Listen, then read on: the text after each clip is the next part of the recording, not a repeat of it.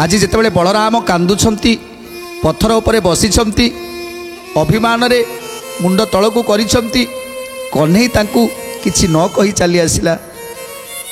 जिते भाईंकर कांद को देखिछंती कन्हई भाईंकर आखिर लुहटा को पोछि दउछंती आ भाई को पाद तले बसी हाथ को जोड़ी देइछंती भाई मते क्षमा करि दियंतु भाई मते क्षमा करि दियंतु मोर भूल हो जाइछि मु एते व्यस्त रे आसिली जे काहाकू टिके जणेवा पाई मते समय मिलिलानी मु एमिति व्यस्त रे चली आसिली तेणु मु जानिछि आपण मते केते भल पांती मो मते छाड़ी गोटे मुहूर्त भी आपण रही पारिबेनी एक कथा मु जानिछि हेले मु पूरा निरुपाय रही जाइथिली मु एते निरुपाय थिली जे मु काहाकू भी जणै पारिलिनी।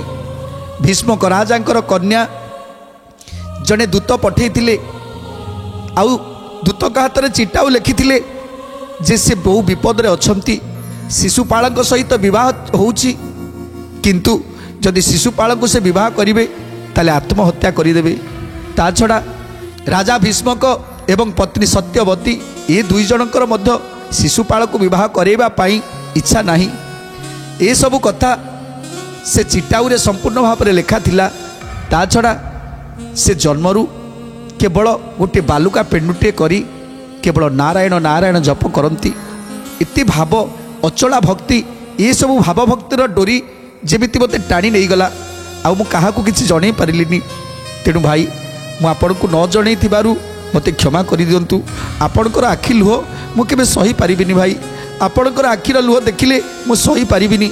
ए आपनकर आखिर लुह देखिले ए सारा संसारटा को मु नष्ट भष्ट करदेवी जदि आपण आखिरे मो लुह देखे। तेणु आपण कांदतुनी मोर भूल हो जाइछि भाई। जितेबले हाथ जोड़ी भूल मागुछंती बलराम को तापर कौन कहउछंती प्रभु बलराम को चामुरे जोड़ी कर पत्र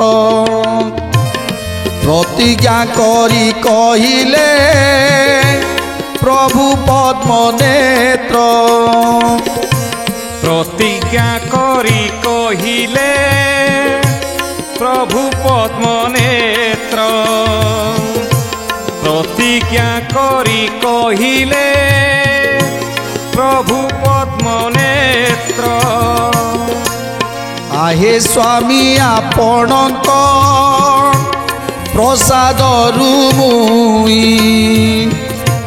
कोटि जरा संध कीट पराए मनई कोटि जरा संध कीट पराए मनई कोटि जरा संध कीट